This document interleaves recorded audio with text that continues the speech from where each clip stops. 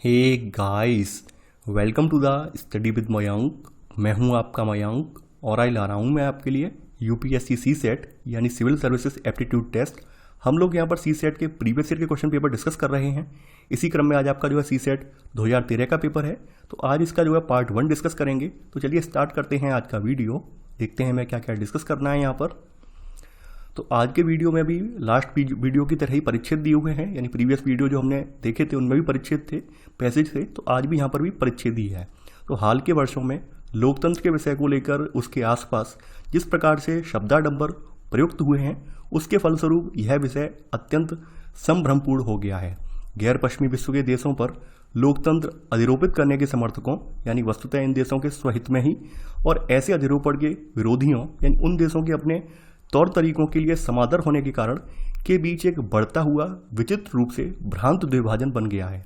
किंतु इन दोनों ही पक्षों के द्वारा प्रयुक्त अधिरोपण की जो परिभाषा है, पूरी परिभाषा असाधारण रूप से असंगत है, क्योंकि इससे यह स्पष्ट धारणा बनती है कि लोकतंत्र अन्य रूप से पश्चिमी देशों से ही संबंध रखता है, यह मानते हुए कि यह सर्वोत्कृष्टता से पश्चिमी विचार है जो केवल पश्चिम में ही जन्मा और फला फूला।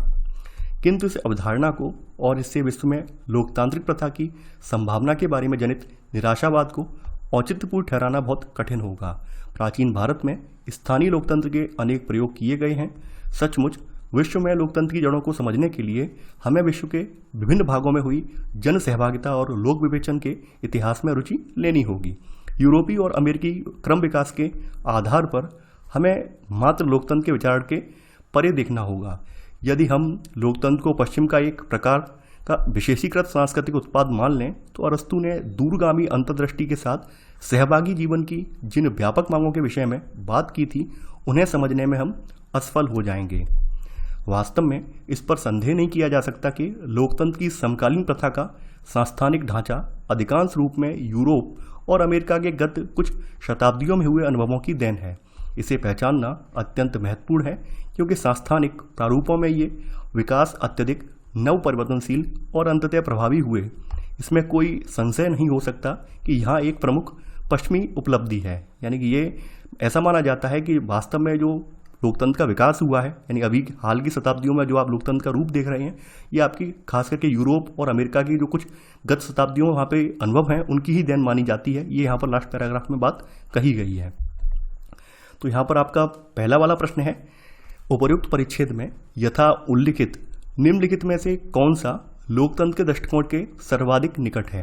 पहला है लोकतंत्र का विषय इसे गैर पश्चिमी देशों के लिए अन्य देशी पश्चिमी अवधारणा के रूप में चित्रित करने की इच्छा के कारण संभ्रमपूर्ण है। अगला है लोकतंत्र के अधिरोपण की परिभाषा अनुपयुक्त है, तथापि इस अवधारणा पर गैर पश्चिमी समाज के अपने तौर तरीकों के सांस्कृतिक पृष्ठपट पर विचार करने की आवश्यकता है। अगला है यद्यपि लोकतंत्र अन्य रूप से पश्चिम से जुड़ा मूलतः पश्चिमी विचार नहीं है, फिर भी प्रचलित लोकतांत्रिक प्रथाओं की संस्थागत संरचना उन्हीं का योगदान है। देखिए, चूंकि आपका जो अंतिम वाला जो पैराग्राफ है, इस पैराग्राफ से ये बात ये साफ साफ निकल कर आ रही है कि अगर हम लोकतंत्र को देखें, और देखिए सेकंड पैराग्राफ में भी मैंने एक लाइन हाईलाइट की हुई है यहाँ पर, यानी हमारे प्राचीन भारत में भी स्थानीय लोकतंत्र के रूप देखने को मिलते हैं।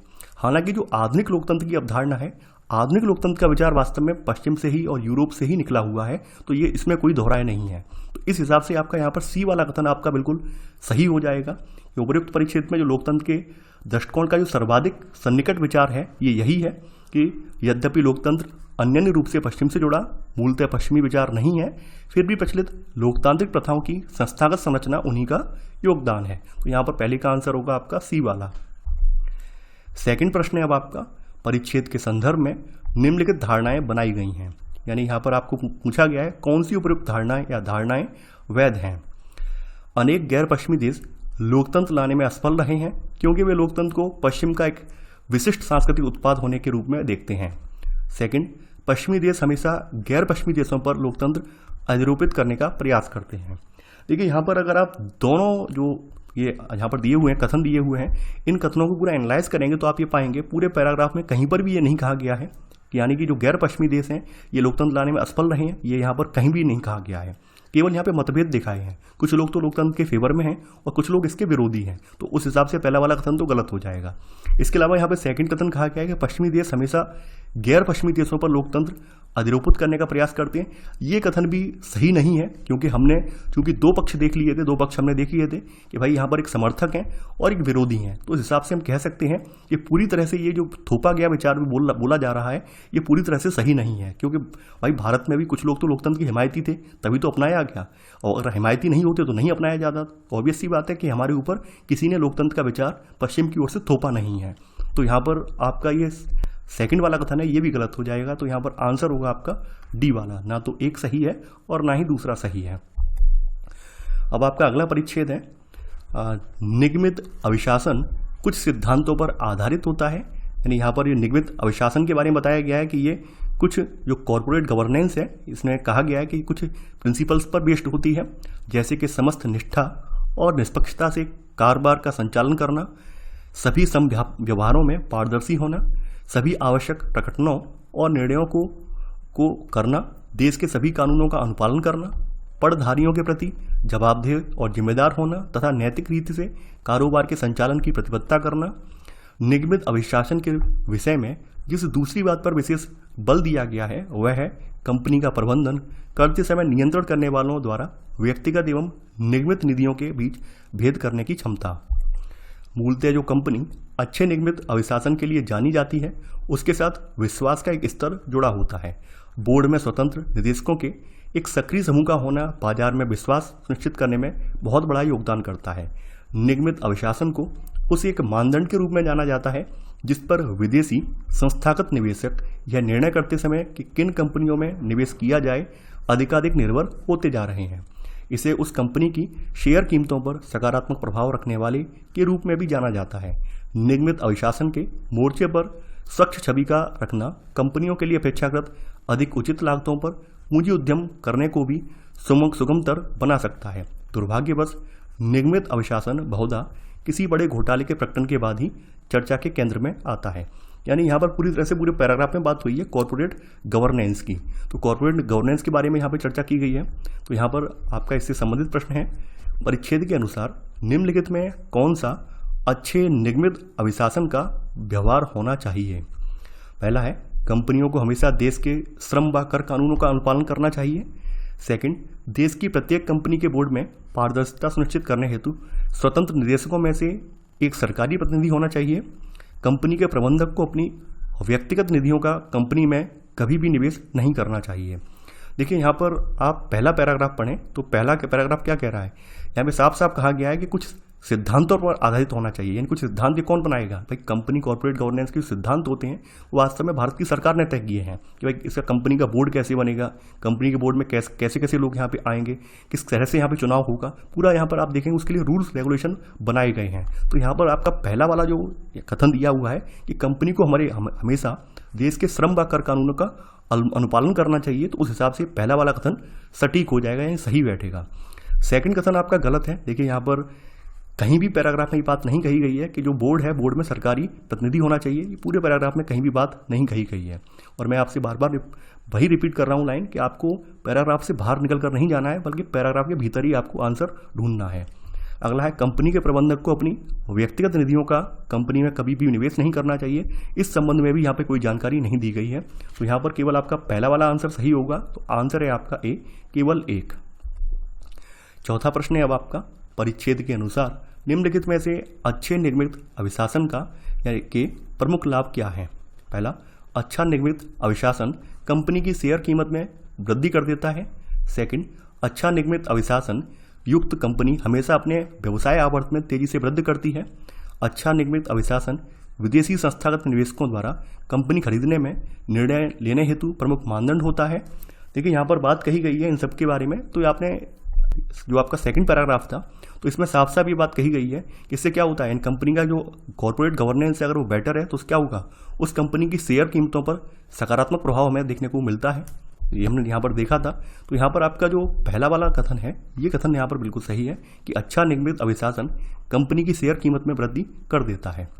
और देखिए यहाँ पर ऐसा कुछ भी नहीं कहा गया है कि कंपनी के व्यवसाय आवर्त में तेजी से वृद्धि करेगा, नहीं, केवल और केवल शेयर धारिता पर बात की गई है कि शेयर कीमत में यहाँ पे वृद्धि हो जाएगी। इसी तरह से थर्ड वाला जो है यहाँ पर ये भी नहीं कहा गया है कि जो विदेशी निवेश है यानी विदेशी संस्थागत निवेश है ये आएगा या नहीं आएगा, इसके बारे में भी कोई यहाँ पर बात नहीं कही गई है। केवल और केवल ये बात कही गई है कि अच्छा निगमित अभिशासन कंपनी की शेयर कीमत में वृद्धि कर देता है। तो यहाँ पर आपका केवल पहला वाला कथन सही होगा। तो चौथे का आंसर है यहाँ पर ए वाला, केवल एक। अगला परिच्छेद है आपका कुपोषण 6 माह से 2 साल की आयु के बीच होना सर्वाधिक आम है।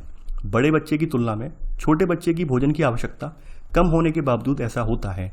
बहुधा कुपोषण का कारण गरीबी मानी जाती है, परंतु यह पाया गया है कि ऐसे परिवारों में भी जहां वयस्क पर्याप्त मात्रा में भोजन ग्रहण करते हैं, 5 वर्ष से कम आयु के 50% से अधिक बच्चे पर्याप्त आहार नहीं लेते। किसी और द्वारा खाना खिलाने हेतु बच्चे की निर्भरता कुपोषण के लिए प्राथमिक रूप से उत्तरदायी है। ध्यान देना, यानी यहाँ पर माना गया है कि बच्चों में कुपोषण क्यों है कि क्योंकि किसी और के द्वारा खाना खिलाने हेतु बच्चे की जो निर्भरता है इसके लिए प्राथमिक रूप से ये जिम्मेदार मानी गई है। बहुधा माँ कामकाजी होती है और छोटे बच्चे को खाना खिलाने की जो जिम्मेदारी है उसके बड़े भाई बहन पर छोड़ दी जाती है। इसलिए बच्चे की जो खाद्य आवश्यकताओं के और उन्हें कैसे पूरा किया जाए इसके संबंध में जागरूकता को बढ़ाना अत्यंत महत्वपूर्ण है। अब आपका जो परिच्छेद है इससे आपको ढूंढना है। कहा गया है परिच्छेद के अनुसार बच्चों में कुपोषण कैसे घटाया जा सकता है। पहला है यदि बच्चे भोजन की नियमित खुराक ग्रहण करें। सेकंड, जब वे 5 वर्ष की आयु जो है पूरी कर लें। अगला है यदि छोटे बच्चों की खाद्य आवश्यकताएं ज्ञात हों। अगला है यदि छोटे बच्चों को भोजन कराने की जिम्मेदारी वयस्कों को दे दी जाए।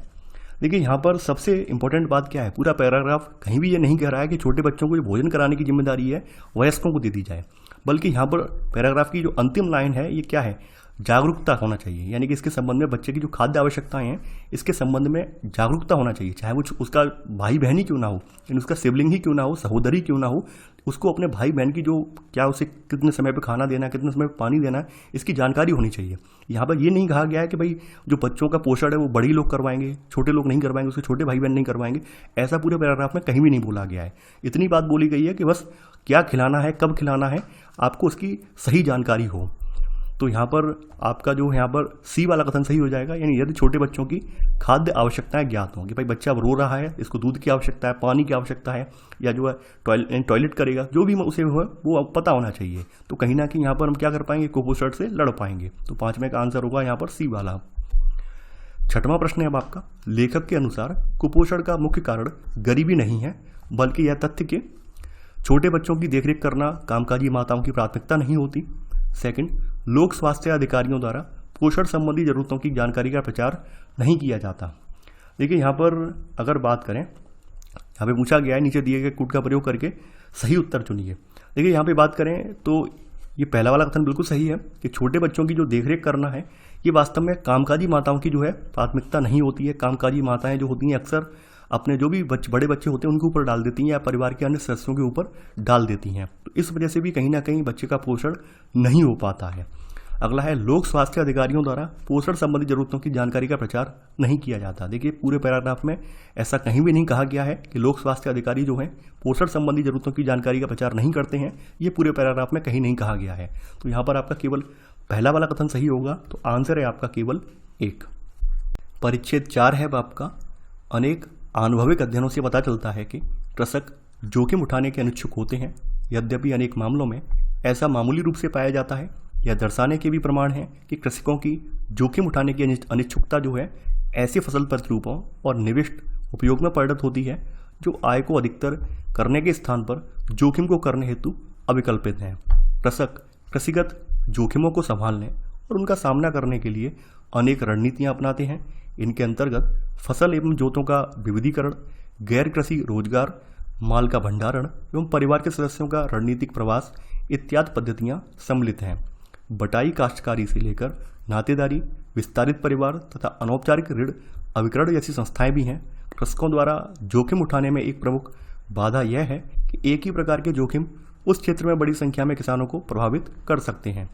आनुभविक अध्ययन यह दिखाते हैं कि परंपरागत तरीके पर्याप्त नहीं हैं, अतः नीतिगत हस्तक्षेप आवश्यक है, विशेषकर ऐसे उपाय जो विभिन्न भौगोलिक क्षेत्रों में एक समान कारगर हों। नीतियों का उद्देश्य प्रत्यक्ष अथवा परोक्ष रूप से कृषिगत जोखिमों का मुकाबला करना हो सकता है। विशेषतः जोखिम को ध्यान में रखकर बनी नीतियों के उदाहरण हैं फसलों का बीमा, कीमत स्थिरीकरण और ऐसी किस्मों का विकास जिनमें कीटों और बीमारियों के प्रति प्रतिरोध शक्ति हो, सिंचाई, आर्थिक सहायता, प्राप्त ऋण एवं सूचना तक पहुंच ऐसी नीतियां हैं जो जोखिम को अप्रत्यक्ष रूप से प्रभावित करती हैं। विशेषतः जोखिम पर ध्यान देने वाली ऐसी कोई अकेली नीति नहीं है जो इसे घटाने हेतु पर्याप्त हो और जिसके पार्श्व प्रभाव ना हो, यानी साइड इफेक्ट ना हो। जबकि ऐसी नीतियां जो विशेष तौर पर जोखिम से संबद्ध ना हो, सामान्य स्थिति पर प्रभाव डालती हैं एवं जोखिमों को केवल अप्रत्यक्ष रूप से प्रभावित करती हैं। फसल बीमा पर प्रत्यक्ष रूप से कृषिगत जोखिम को साधने के एक नीतिगत उपाय के रूप में भारत एवं अन्य अनेक विकासशील देशों के संदर्भ में सावधानीपूर्वक विचार करने की आवश्यकता है, क्योंकि बहुसंख्यक कृषक वर्षा सिंचित कृषि पर निर्भर हैं और अनेक क्षेत्रों में उनकी आय अस्थिरता का मुख्य कारण उपज में अस्थिरता है। तो हमने पूरा पैराग्राफ पढ़ लिया है। अब चलिए इसके प्रश्नों को अटेम्प्ट करते हैं। 7वां प्रश्न है अब आपका, कृषि में जोखिम घटाने हेतु नीतिगत हस्तक्षेप की आवश्यकता इसलिए है क्योंकि कृषक जोखिम उठाने के नितांत अनिच्छुक होते हैं। सेकंड, कृषक यह नहीं जानते कि जोखिमों को किस प्रकार घटाया जाए। अगला है, कृषकों द्वारा अपनाए गए तरीके और जोखिम में सहभागिता करने वाली वर्तमान संस्थाएं पर्याप्त नहीं है। बहुसंख्यक कृषक वर्षा सिंचित कृषि पर निर्भर हैं। देखिए, आप यहाँ पर ये पैराग्राफ पढ़ेंगे तो पैराग्राफ पढ़ने के उपरांत आप ये पाएंगे कि कृषि में जोखिम घटाने हेतु जो नीतिगत हस्तक्षेप है इसकी आवश्यकता इसलिए है क्योंकि कृषकों द्वारा जो अपनाए गए तरीके हैं और जोखिम में सहभागिता करने वाली जो वर्तमान संस्थाएं हैं ये पर्याप्त नहीं है। तो इसलिए यहाँ पर 7वें का आंसर होगा आपका सी वाला।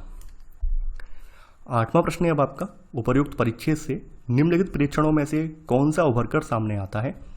एक अकेली ऐसी नीति की पहचान की जा सकती है जो बिना किसी पार्श्व प्रभाव के जोखिम को घटा सके, यानी साइड इफेक्ट के जोखिम को घटा सके। विशेषतः जोखिम को लेकर कोई ऐसी अकेली नीति नहीं हो सकती जो कृषिगत जोखिम को घटाने हेतु पर्याप्त हो। जोखिम को अप्रत्यक्ष रूप से प्रभावित करने वाली नीतियां इसका निराकरण कर सकती हैं। अगला है, सरकार का नीतिगत हस्तक्षेप कृषिगत जोखिमों को पूर्ण रूप से कम कर सकता है। जैसा कि हम पैराग्राफ में देख चुके हैं, तो कोई भी ऐसी नीति नहीं है जो वास्तव में पूरी तरह से जोखिम को कम कर दे। यहाँ पर साफ साफ ये बात कही गई है कि यहाँ पर कोई इस तरह की नीति नहीं है जो पूरी तरह से जोखिम को कम कर दे। तो ये बात इस पैराग्राफ में यहाँ साफ साफ बोली गई है और हर नीति में कुछ ना कुछ साइड इफेक्ट जरूर होते हैं। तो यहाँ पर आपका सेकंड वाला कथन आपका सही हो जाएगा कि विशेषतः जोखिम को लेकर कोई ऐसी अकेली नीति नहीं हो सकती जो कृषिगत जोखिम को घटाने हेतु पर्याप्त हो। तो 8वें का आंसर होगा यहाँ पर बी वाला। अब आपका अगला परिच्छेद है, परिच्छेद 5वां है।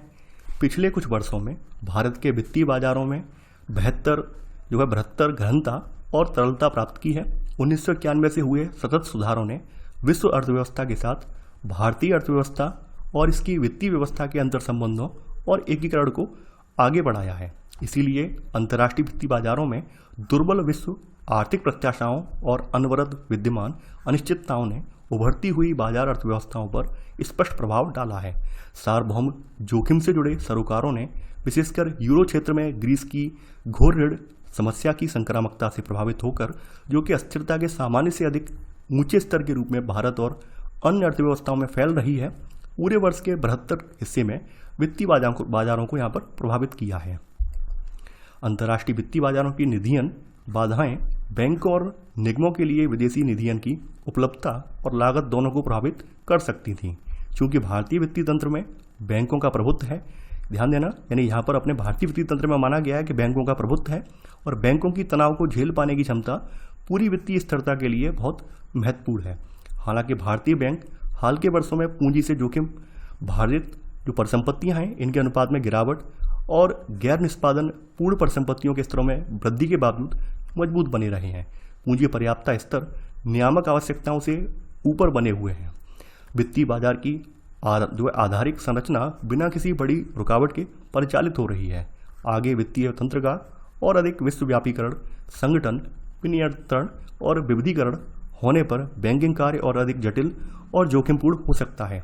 इस परिप्रेक्ष्य में जोखिम और तरलता के प्रबंधन तथा कुशलता में वृद्धि जैसे मुद्दे और अधिक महत्वपूर्ण हो जाते हैं। अब देखिए, आपने पूरा पैराग्राफ पढ़ लिया है। अब इससे देखिए प्रश्नों के उत्तर लगाते हैं। पहला है, परिच्छेद के अनुसार निम्नलिखित में से किसके कारण हाल के वर्षों में वित्तीय बाजारों ने भारत सहित अन्य उभरती बाजार अर्थव्यवस्थाओं पर अपना प्रतिकूल प्रभाव छोड़ा है। पहला है, दुर्बल वैश्विक आर्थिक प्रत्याशाएं, अंतर्राष्ट्रीय वित्तीय बाजारों की निश्चितताएं, यूरो क्षेत्रों में सार्वभौमिक जोखिम के सरोकार, या अगला खराब मानसून और फसल जो फलस्वरूप फसल में हानि। देखिए हमारे पास ये तीनों कारण जरूर हैं। अगर आप पैराग्राफ जब पढ़ेंगे तो आप ये पाएंगे, यहाँ से अगर आप पढ़ना स्टार्ट करेंगे तो आपके पास ये तीनों कारण आपके पास मौजूद हैं। ठीक है, यहाँ से लेकर यहाँ तक अगर आप पढ़ेंगे तो आपके पास ये तीनों कारण आपको देखने को मिल जाएंगे। जबकि अंतिम वाला कारण जो दिया हुआ है, चौथा वाला कारण, इसका जिक्र पूरे पैराग्राफ में कहीं भी नहीं है। तो यहाँ पर आंसर होगा आपका बी वाला, यानी 1, 2 और 3। यानी कि यहाँ पर प्रतिकूल प्रभाव कैसे कैसे है, दुर्बल जो वैश्विक आर्थिक प्रत्याशाएं हैं या अंतर्राष्ट्रीय वित्तीय बाजारों में अनिश्चितताएं हैं और यूरो क्षेत्र में जो सार्वभौमिक जोखिम के सरोकार हैं, तो ऐसे कहीं ना कहीं इन सब ने जो उभरती हुई बाजार अर्थव्यवस्थाएं हैं इन सब पर अपना प्रतिकूल प्रभाव छोड़ा है। तो यहाँ पर 9वें का आंसर होगा आपका बी वाला। 10वां प्रश्न है अब आपका, निम्नलिखित में से प्रमुखतः किसके कारण भारतीय वित्तीय बाजार विश्वव्यापी परिवर्तनों से प्रभावित हो रहे हैं। पहला, विदेशों से प्रेषित राशि के बढ़े हुए अंतः प्रभाव के कारण, विदेशी मुद्रा रिजर्व में अत्यधिक वृद्धि के कारण, बढ़े हुए विश्व अंतर संबंधों और भारतीय वित्तीय बाजारों के एकीकरण के कारण, ग्रीस की ओर से जो ग्रिड समस्या है इसके संक्रमण के कारण।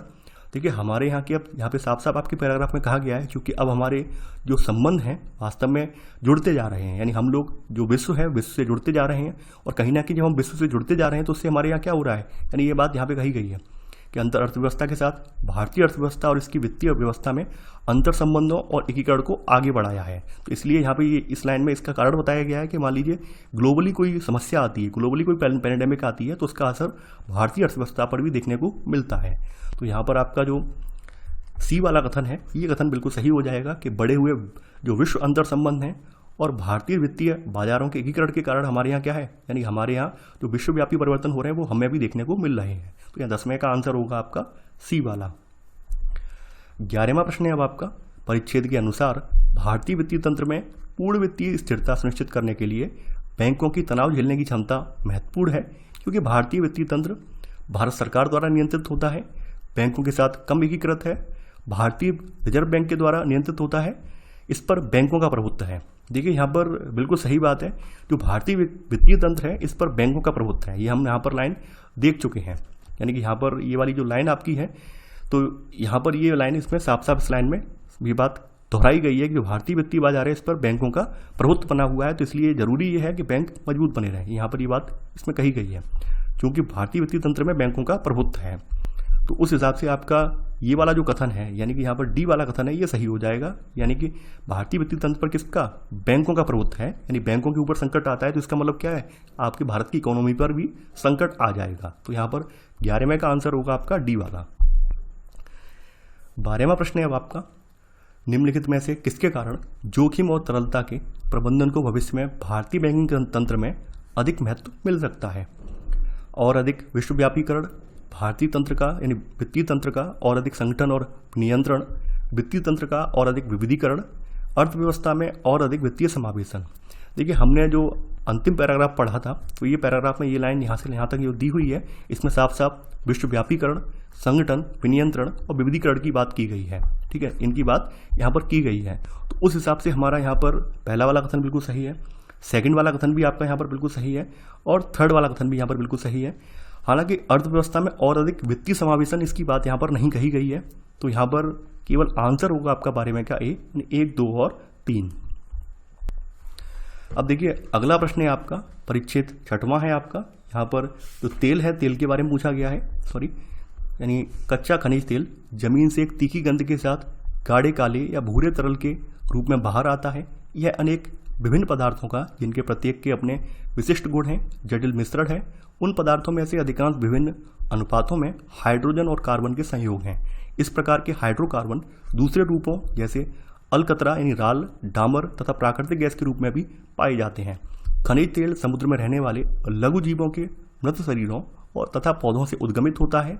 लाखों वर्षों के दौरान समुद्र तल में मृत जीवों का विशाल ढेर जमा हो जाता है तथा समुद्री लहरें उन्हें बालू और गाद के आच्छादनों से ढक देती हैं। कड़ा होने के साथ यह खनिज अवसादी सेलों में बदल जाता है। इस पर ध्यान देना, यानी कि ये कड़ा होने के साथ ये किसमें, अवसादी सेलों में परिवर्तित हो जाता है और प्रभावी रूप से ऑक्सीजन को बाहर रोक देता है, जिससे तल में इकट्ठा समुद्री जमावों का पूर्ण अपघटन रुद्ध हो जाता है। अवसादी सेलों की परतें और मोटी तथा भारी हो जाती हैं। उनका दाब ऊष्मा उत्पन्न करता है जो लघु मृत शरीरों को कच्चे तेल में परिवर्तित कर देता है। एक ऐसी प्रक्रिया के अंतर्गत जो आज भी जारी है। अब देखिए 13वां प्रश्न है इसी से, समुद्र तल के खनिज तेल जमाव पूर्णतया अपघटित नहीं हो पाते क्योंकि, यानी कि जो समुद्र तल के जो खनिज तेल जमाव हैं ये पूरी तरह से अपघटित क्यों नहीं हो पाते हैं। पहला है, समुद्री तरंगों से निरंतर धुलते रह जाते हैं, शैल बन जाते हैं और ऑक्सीजन को उनमें प्रवेश करने से रोक देते हैं, हाइड्रोजन और कार्बन का मिश्रण समाहित करते हैं, लवणीय दशा में पड़े रहने वाले जीवों के मृत शरीर हैं। यहाँ पर आपका बी वाला कथन बिल्कुल सही है कि जो समुद्र तल के खनिज तेल जमाव हैं ये पूर्णतः अपघटित जो है नहीं हो पाते हैं क्योंकि ये शैल बन जाते हैं और ऑक्सीजन की उनमें प्रवेश को रोक देते हैं। यहाँ पर हमने इस वाली लाइन में देखा है, यानी क्या है, ये कड़ा होने से अवसादी सेल बन जाते हैं और प्रभावी रूप से ऑक्सीजन को बाहर रोक देते हैं। तो यहाँ पर 13वें का आंसर होगा आपका बी वाला। 14वां प्रश्न है अब आपका, अवसादी सेल तेल जमाव के निर्माण का कारण बनते हैं क्योंकि इसके नीचे कोई लवणीय दशाएं नहीं होती। ये अपने नीचे जमा मृत जैव पदार्थों में कुछ घुली हुई ऑक्सीजन जाने देते हैं। ऊपरीशायी अवसादी परतों का भार ऊष्मा उत्पादित करता है। इनमें ऐसे पदार्थ होते हैं जो मृत जीवों को तेल में परिवर्तित करने हेतु आवश्यक रासायनिक प्रक्रियाओं का उत्प्रेरण करते हैं। तो देखिए आपने पैराग्राफ की जो अंतिम लाइन पढ़ी थी, जो अवसादी सेल हैं इनकी परतें मोटी यानी भारी हो जाती हैं। इससे क्या होता है, इनका दाब ऊष्मा उत्पन्न करता है और इनके नीचे जो लघु मृत शरीर हैं ये कच्चे तेल में परिवर्तित हो जाते हैं। तो ऊपरीशायी का मतलब होता है ऊपर वाला हिस्सा। तो यहाँ पर सी वाला कथन सही है, ऊपरीशायी अवसादी परतों का भार जो होता है ये ऊष्मा उत्पादित करता है। तो 14वें का आंसर होगा आपका सी वाला। 7वां परिच्छेद है अब आपका, विश्व के अनेक भागों में कानून कृषि कर्दम यानी स्लरी को जल मार्गों में छोड़ने को तेजी से प्रतिबंधित कर रहा है। यानी जो एग्रीकल्चरल स्लरी है, स्लरी का मतलब आप जानते होंगे, जब ठोस पदार्थ को जल में घोलकर किसी एक स्थान से दूसरे स्थान पर पाइप के माध्यम से पहुंचाया जाता है उसको स्लरी कहते हैं। तो सबसे सरल एवं प्राय सबसे किफायती पद्धति पदार्थ को भूमि पर अर्ध ठोस खाद अथवा छिड़काव योग्य कर्दम के रूप में वापस कर देने की है। यह पर्यावरण में इसके गाढ़ापन को कम कर जो एक अधिक आदिम एवं धारणीय प्रकार की कृषि में हो सकता था, प्रदूषक को उर्वरक में परिवर्तित कर देता है। मिट्टी के सूक्ष्म जीव गंदे पानी एवं कर्दम के जैविक संगठनों को अपघटित कर देते हैं और इस प्रकार अधिकतर खनिज पोषक तत्व वनस्पति द्वारा पुनः अवशोधित किए जाने हेतु उपलब्ध हो जाते हैं। कृषि वाहित जल और मानव मल के माध्यम से नाइट्रोजन एवं फास्फोरस दोनों आधार वाले पोषकों के अधिक निवेश ने अनेक लाभप्रद मितपोषणी झीलों जिनमें निम्न पोषक सांद्रण, निम्न पादक उत्पादकता और अधिक जलीय खरपतवार एवं स्वच्छ जल विद्यमान होता है को सुपोषी दशाओं में बदल दिया है, जहां उच्च पोषक निवेश से उच्च पादक प्लवक उत्पादकता कभी कभी फुल्लिका निर्मात्री विषैली जातियों की प्रधानता के साथ परिणामित हुए हैं। इससे जल गंदला हो जाता है, बड़े पादप विलुप्त हो जाते हैं तथा सबसे खराब स्थिति में अनौक्षता होकर मछलियों की मृत्यु हो जाती है। यह तथाकथित संवर्धनी सुपोषण है। इस प्रकार वन्य शिकार मछलियों की संभारण सेवाओं और मनोरंजन से संबंधित सांस्कृतिक सेवाओं समेत महत्वपूर्ण परतंत्र सेवाएं जो है समाप्त हो जाती हैं। यानी कि यह संवर्धनी सुपोषण के कारण क्या हो जाता है, जो जीव होते हैं, पानी के जीव होते हैं, वो मर जाते हैं, यानी उनमें पानी में ऑक्सीजन की कमी हो जाती है। इससे क्या हो जाता है, जो पानी में रहने वाले जीव होते हैं मर जाते हैं। साथ ही साथ वहाँ पर जो उच्च पादक प्लवक हैं, यानी कि ऐसे पादक प्लवक जो बहुत ज़्यादा विषैले होते हैं, वो वहाँ पर उगाते हैं। ये बात यहाँ पर कही गई है और इस प्रक्रिया को नाम दिया गया है संवर्धनी सुपोषण का। कुछ समय से झीलों के संवर्धनी सुपोषण की प्रक्रिया समझी जा रही है, लेकिन वैज्ञानिकों का महासागरों में नदियों के बहाने के समीप विशाल मृत क्षेत्रों, विशेषकर उत्तरी अमेरिका में मिसिसिपी एवं चीन में यांगसी जैसे विशाल जल संग्रहण क्षेत्रों के अपवाह पर हाल ही में ध्यान गया है। पोषण तत्वों से समृद्ध जल धाराओं, नदियों और झीलों के माध्यम से प्रवाहित होता है एवं अंततः मुहानों यानी ऐश्वरी एवं महासागर में पहुंचता है, जहां परितंत्र प्रभाव बहुत अधिक हो सकता है। वस्तुतः 70,000 वर्ग किलोमीटर तक विस्तृत क्षेत्र में सभी कशेरुकी एवं मछलियों की मृत्यु हो जाती है। अब संपूर्ण विश्व में 150 से अधिक समुद्री क्षेत्र कृषिवाहित उर्वरक और बड़े नगरों के मल जल से, विशेषतः नाइट्रोजन से समृद्ध होने से शैवाल पुंजों के अपघटित होने के परिणाम स्वरूप लगातार ऑक्सीजन से वंचित हो रहे हैं। महासागरीय मृत क्षेत्र औद्योगिक राष्ट्रों से विशेष रूप से संबद्ध हैं तथा ये क्षेत्र प्राय उन देशों से लगे हुए हैं जो किसानों को उत्पादकता बढ़ाने और अधिक उर्वरक के प्रयोग के लिए उनको कृषि हेतु आर्थिक सहायता देकर प्रोत्साहित करते हैं। 15वां प्रश्न है अब आपका, परिच्छेद के अनुसार कृषि कर्दम को जलमार्गों में छोड़ने पर क्यों प्रतिबंध लगाना चाहिए? पहला, इस प्रकार से पोषकों की हानि आर्थिक दृष्टिकोण से अच्छी पद्धति नहीं है। सेकंड, जल मार्गों में वे सूक्ष्म जीव नहीं होते जो कृषि कर्दम के जैव तत्वों को अपघटित कर सकते हैं। अगला है, जलाशयों में कर्दम छोड़ने से उनके सुपोषण में वृद्धि हो सकती है। तो थोड़ा सा हम पीछे चलते हैं। अभी आपने ये पढ़ा है कि कहीं ना कहीं ये जब छोड़े जाते हैं तो संवर्धनीय सुपोषण में वृद्धि हो जाती है। तो इसका मतलब क्या है? आपका ये थर्ड वाला स्टेटमेंट बिल्कुल सही है कि जलाशयों में कर्दम छोड़ने से सुपोषण में वृद्धि हो सकती है। थर्ड वाला कथन यहाँ पर सही है, सी वाला। अब देखिए यहाँ पर इसी के नीचे ये बात कही गई है कि इस प्रकार वन्य शिकार, मछलियों की संभाल सेवाओं और मनोरंजन से संबंधित सांस्कृतिक सेवाएं जो हैं, इन समेत महत्वपूर्ण पर्यटन सेवाएं समाप्त हो जाती हैं। यानी सेवाओं का मतलब क्या हुआ? कहीं ना कहीं आर्थिक रूप से जो इनका महत्व है वो भी कम हो जाता है। ये बात यहाँ पे कही गई है। इनडायरेक्टली आर्थिक जो दृष्टिकोण है वो बताया गया है। तो यहाँ पर पहला वाला कथन सही है कि इस प्रकार से पोषकों की हानि आर्थिक दृष्टिकोण से अच्छी पद्धति नहीं है, ये यहाँ पे बताया गया है। अगला है, जलमार्गों में वे सूक्ष्म जीव नहीं होते जो कृषि कर्दम के जैव तत्वों को अपघटित कर सकते हैं। ये बात गलत है। जलमार्गों में ये जीव पाए जाते हैं जो कि इसे अपघटित कर सकते हैं। तो यहाँ पर आपका ए और सी कथन सही है, यानी कि यहाँ पर आंसर है आपका सी, केवल 1 और 3। ये 1 और 3 है, ठीक है। ये 1 और 3 है, यहाँ पे ABC लिख गया है, ये 1, 2 और 3 है कथन। तो यहाँ पर आंसर होगा आपका सी, केवल 1 और 3। 16वां प्रश्न है अब आपका, परिच्छेद के संदर्भित प्रदूषक से उर्वरक में परिवर्तन के प्रसंग में प्रदूषक क्या है और उर्वरक क्या है? यानी इसमें प्रदूषक क्या है और उर्वरक क्या है ये आपको बताना है। कर्दम का अपघटित जैव तत्व प्रदूषक होता है और मिट्टी में सूक्ष्म जीव उर्वरक बनाते हैं। छोड़ा गया कर्दम यानी छोड़ा गया कृषि कर्दम प्रदूषक है और मिट्टी में अपघटित कर्दम उर्वरक है। छिड़का गया कर्दम प्रदूषक है और जलमार्ग उर्वरक है। इस संदर्भ में उपयुक्त में से कोई भी अभिव्यक्ति सही नहीं है। देखिए यहाँ पर बी वाला बिल्कुल सही है कि यहाँ पर जो छोड़ा गया जो एग्रीकल्चर स्लरी है वो वास्तव में प्रदूषक है और मिट्टी में अपघटित जो कर्दम है स्लरी है वो उर्वरक बन जाता है। तो यहाँ पर आपका 16वें का आंसर होगा आपका बी वाला। 17वां प्रश्न है आपका, परिच्छेद के अनुसार उर्वरकों के अंधाधुंध प्रयोग के प्रभाव क्या हैं? पहला, मिट्टी एवं जल में प्रदूषकों की वृद्धि, मिट्टी में अपघटन करने वाले सूक्ष्मजीवों का विनाश, जलाशयों में पोषकों का संवर्धन, शैवाल पुंजों का बनना। देखिए यहाँ पर अगर बात कर ली जाए तो यहाँ पर पहला वाला यहाँ पर बिल्कुल सही है, मिट्टी और जल में प्रदूषकों की वृद्धि हो जाती है। पहला वाला बिल्कुल आप कथन यानी आपके पैसेज में बात ये कही गई है। इसके अलावा सेकंड वाला कथन यहाँ गलत है, मिट्टी में अपघटन करने वाले सूक्ष्मजीवों का विनाश। इसके बारे में कोई ज़्यादा जानकारी यहाँ पर नहीं दी गई है कि यहाँ पर जो जीव है उनका विनाश हो जाता है या नहीं हो जाता है, इसके बारे में बात नहीं कही गई है। यहाँ पर जो संवर्धन है यानी पोषकों का संवर्धन है, इसकी बात जरूर कही गई है कि इसकी वजह से क्या होता है, तमाम जो विषैले शैवाल होते हैं वो और उगाते हैं। तो यहाँ पर तीसरा वाला कथन सही है। इसके अलावा चौथा वाला बिल्कुल सही है कि शैवाल पुंजों का बनना। तो कहीं ना कहीं यहाँ पर पहला, तीसरा, चौथा कथन सही है। तो आंसर है आपका बी, केवल 1, 3 और 4। 18वां प्रश्न है अब आपका, संवर्धनीय सुपोषण से युक्त जलाशय की विशेषताएं क्या हैं? पहला, पारिस्थितिकी तंत्र की सेवाओं की हानि, वनस्पति और प्राणजाति की हानि, खनिज पोषकों की हानि। देखिए यहाँ पर केवल पहला और दूसरा कथन बिल्कुल सही है कि संवर्धनीय सुपोषण से युक्त जलाशय की विशेषताएं क्या होती हैं। तो पारिस्थितिकी तंत्र की सेवाओं की हानि होती है क्योंकि वहाँ पर नए नए पादप प्लवक जो है उगाते हैं और वो कई बहुत ज़्यादा विषैले भी होते हैं। इसके अलावा उसकी वजह से जो वनस्पति और प्राणी जाते हैं वो वहाँ पर कहीं ना कहीं खत्म हो जाती है क्योंकि पादप प्लवक क्या करते हैं, जल में से ऑक्सीजन को खींच लेते हैं। इसकी वजह से वहाँ पर जो मछलियाँ वगैरह होती हैं वो मर जाती हैं। तो यहाँ पर सेकंड वाला कथन भी सही है। खनिज पोषकों की हानि नहीं, खनिज पोषकों की इसमें हानि नहीं होती है, खनिज पोषक बढ़ते जाते हैं। यहाँ पर पहला, दूसरा कथन सही है। तो 18वें का आंसर होगा आपका बी वाला। 19वां प्रश्न है अब आपका, इस परिच्छेद में मूल विषय क्या है? पहला, पर्यावरण की संरक्षा के लिए समुचित विधि निर्माण अनिवार्य है। आधुनिक कृषि पर्यावरण के विनाश के लिए उत्तरदायी है।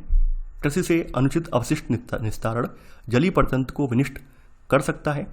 कृषि में रासायनिक उर्वरकों का उपयोग अवांछनीय है। देखिए यहाँ पर सी वाला बिल्कुल सही है, जो कृषि से अनुचित अपशिष्ट निस्तारण है ये जलीय प्रतंत्र को विनिष्ट कर सकता है। तो यहाँ 19वें का सी वाला यानी ये मूल विषय है आपका। तो आंसर है आपका 19 का सी।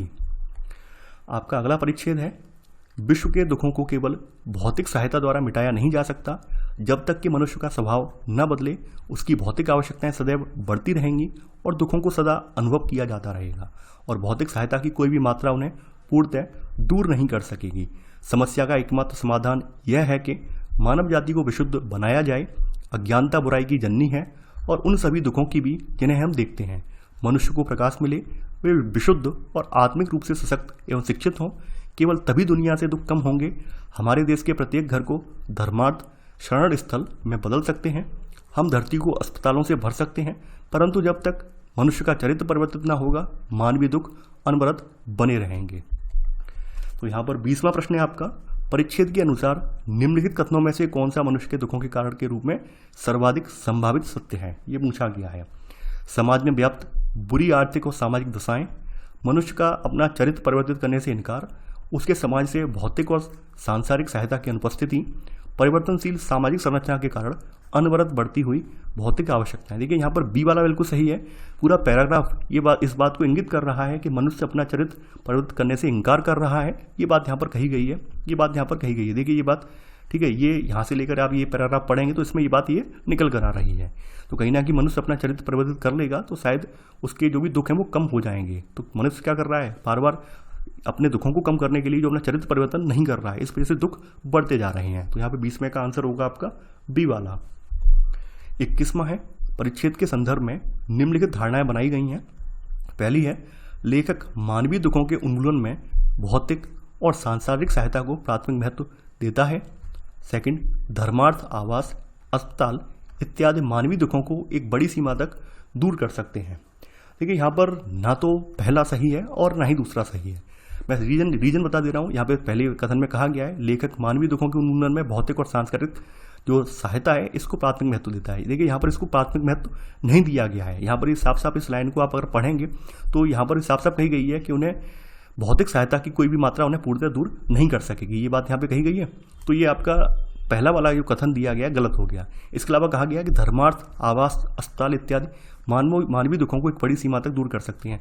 पैराग्राफ में अंत में कुछ बात तो कही गई है कि हम क्या कर सकते हैं, प्रत्येक घर को धर्मार्थ शरण स्थल में बदल सकते हैं, हम धरती को अस्पतालों से भर सकते हैं, परंतु जब तक मनुष्य का चरित्र परिवर्तित नहीं होगा मानवीय दुख अनवरत बने रहेंगे। यानी सबसे इंपॉर्टेंट यहाँ पर चरित्र परिवर्तन पर जोर दिया गया है। ना ही यहाँ पर यह कहा गया है कि अस्पताल या धर्मार्थ संस्थान है ये इनके दुखों को कम कर देंगे, ये बिल्कुल नहीं कहा गया है। तो इस हिसाब से आपका सेकंड वाला कथन भी गलत हो जाएगा।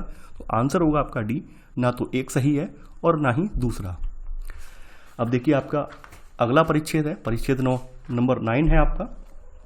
सदी के आखिरी 25 वर्षों के दौरान किए गए पारिस्थितिक अनुसंधानों ने खनन, राजमार्ग निर्माण और वन प्रदेशों में की जाने वाली ऐसी अन्य अंतर्वेदी गतिविधियों के कारण हुए आवास खंडन के हानिकारक प्रभावों को सिद्ध किया है।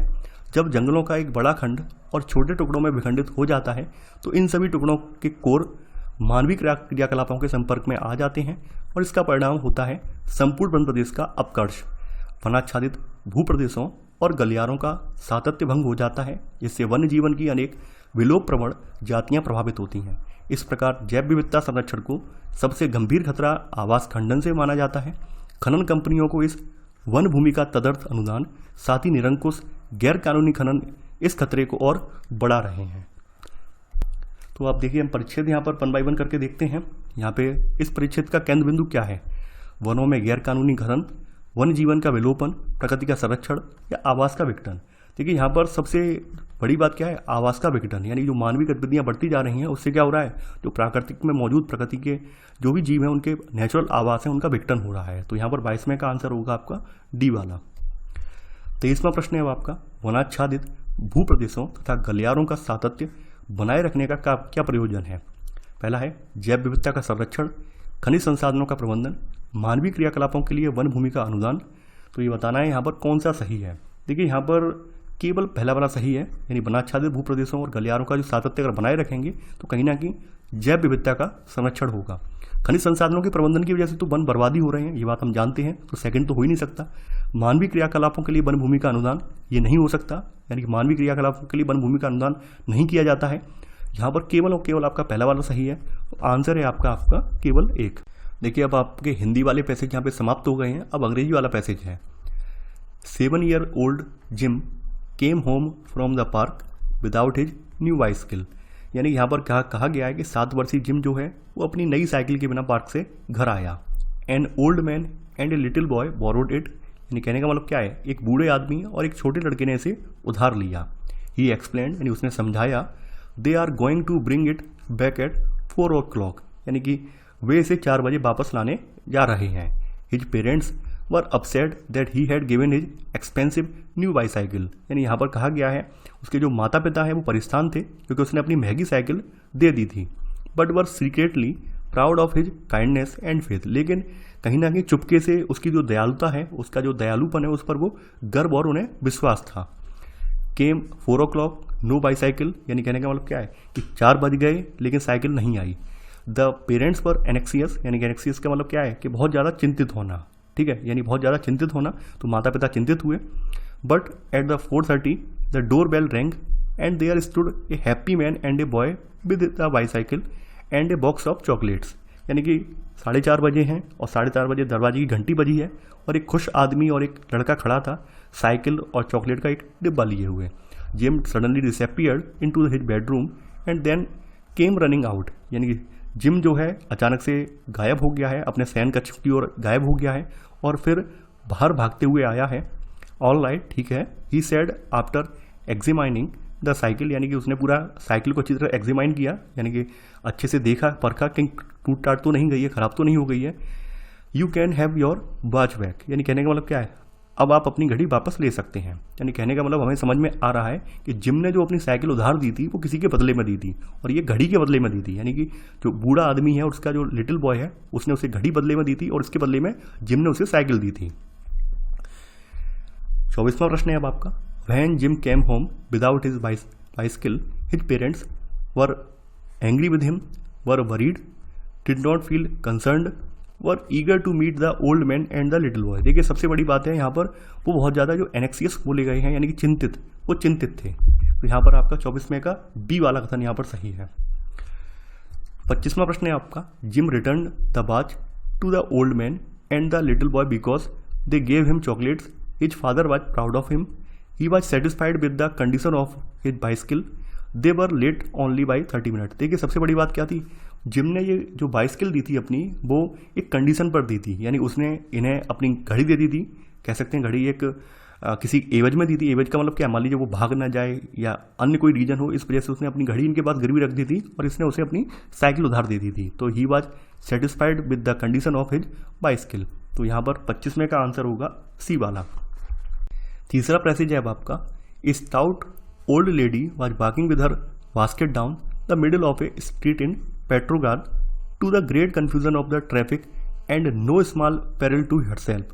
यानी पेट्रोगार्ड की एक गली के बीचों बीच एक स्टाउट ओल्ड लेडी का मतलब क्या है, एक मोटी बूढ़ी औरत अपनी टोकरी लेकर चल रही थी। यानी कहा गया है यातायात की बड़ी उलझन के साथ, यानी कि to the great confusion of traffic, यानी यातायात की उलझन के साथ, and no small peril to herself, और इसके लिए कोई ये खतरा नहीं था, यानी अपने आप को ये कोई खतरा नहीं मान रही थी। यातायात की उलझन तो थी लेकिन इसे कोई खतरा नहीं मान रही थी। It was pointed out to her that the pavement was the place for foot passengers, यानी कि यहाँ पर इसे बताया गया कि फुटपाथ जो है वो पैदल यात्रियों के लिए जगह है। लेकिन वट सी रिप्लाइड, यानी लेकिन उसने जवाब दिया, I am going to walk where I like, we have got liberty now, यानी कि इसने ये जवाब दिया है मैं जहाँ चाहूँ वहाँ चलूँगी, हमें अब आज़ादी मिल गई है।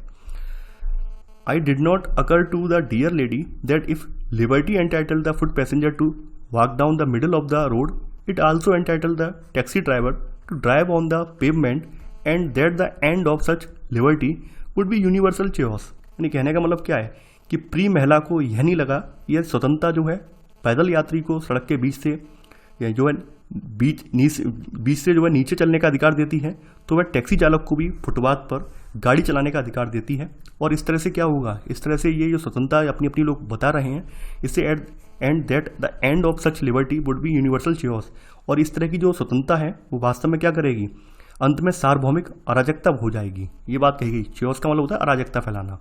Everything would be getting in everybody else पे and nobody would get anywhere, यानी कहने का मतलब क्या है कि सब कुछ हर किसी के रास्ते में हो रहा होगा और कोई कहीं नहीं मिलेगा। ये बात ये कह रहा है। Individual liberty would have become social anarchy, यानी कि व्यक्तिगत स्वतंत्रता सामाजिक अराजकता बन जाती है। ये बात राइटर ने बात कही है कि इंडिविजुअल लिबर्टी क्या है, would have become social anarchy, यानी कि ये जो इंडिविजुअल व्यक्तिगत स्वतंत्रता मिली हुई है एक दिन क्या बन जाएगी, ये एक सामाजिक अराजकता बन जाएगी। 29वां प्रश्न है अब आपका इसी से। It was pointed out to the lady that she should walk on the pavement because she was a pedestrian carrying a basket stout and old lady. देखिए क्या है, पैदल थी, इस वजह से क्या है जो पैदल वाला रास्ता है पेडेस्ट्रियन है उस पर चलना चाहिए था। तो यहाँ 29वें का ए वाला बिल्कुल सही है।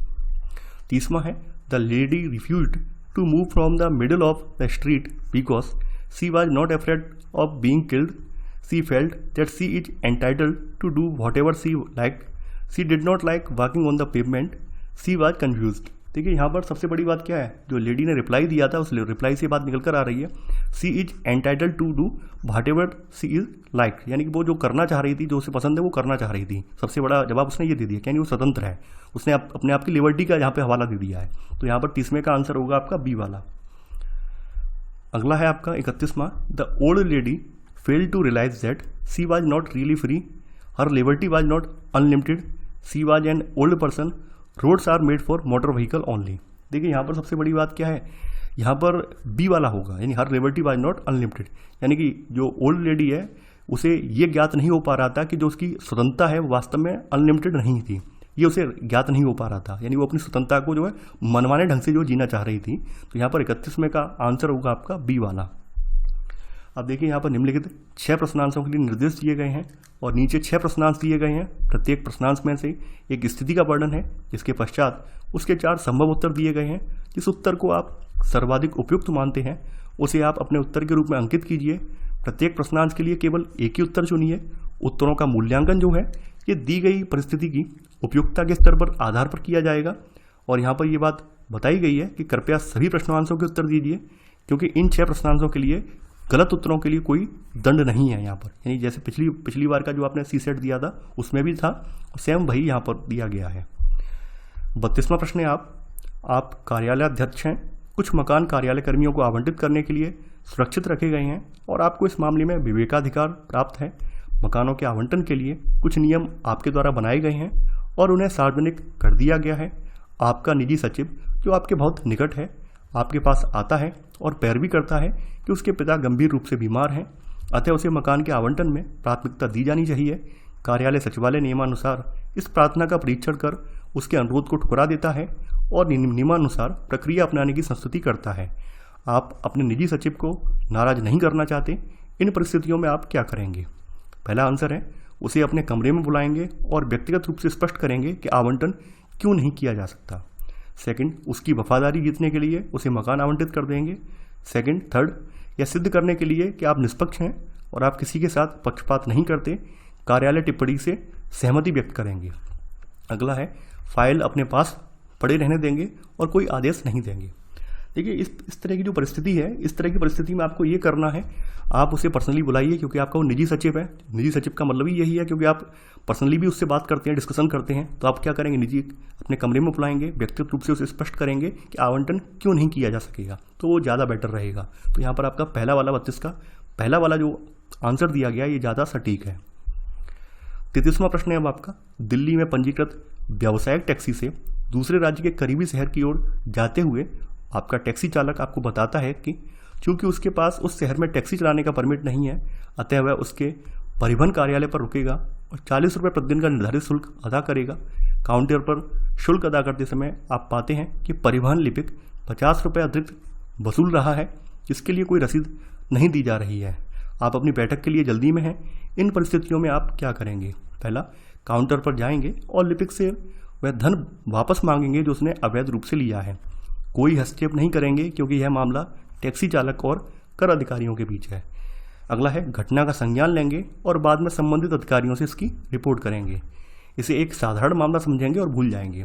अब देखिए, चूंकि आप अपनी किसी बैठक के लिए जल्दी में हैं, तो आप लोग तत्काल तो रिएक्ट नहीं कर सकते, तत्काल तो उससे ये नहीं कह सकते आप ये क्यों कर रहे हैं, मनमानी क्यों कर रहे हैं। तो आप क्या करेंगे, घटना का संज्ञान ले लेंगे, घटना को अपने नॉलेज में ले लेंगे और बाद में जो भी संबंधित अधिकारी हैं उनको इसकी सूचना देंगे, उसको इसकी रिपोर्ट करेंगे कि आपका जो यहाँ पर लिपिक है वो इस तरह से मनमानी कर रहा है, यहाँ पे भ्रष्टाचार फैला रहा है। तो बाद में आप इसकी जो है रिपोर्ट दर्ज करवाएंगे। तो यहाँ 33वें का आंसर होगा आपका सी वाला।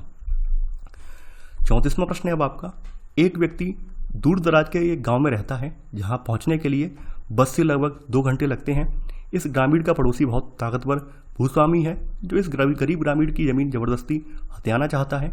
आप जिला मजिस्ट्रेट हैं और स्थानीय मंत्री द्वारा बुलाई गई बैठक में व्यस्त हैं। ग्रामीण बस से और पैदल चलकर इतनी दूर से आपसे मिलने और उस ताकतवर भूस्वामी जमींदार से सुरक्षा हासिल करने के लिए प्रार्थना पत्र देने आया है। ग्रामीण सभा कक्ष के बाहर 1 घंटे तक प्रतीक्षा करता रहा। आप बैठक से बाहर आते हैं और दूसरी बैठक के लिए जाने की शीघ्रता में हैं। ग्रामीण अपना प्रार्थना पत्र देने के लिए आपके पीछे आने लगता है, आप क्या करेंगे? पहला दिया गया है यहाँ पर, उसे अगली बैठक से आपके लौटने तक 2 घंटे और प्रतीक्षा करने के लिए कहेंगे।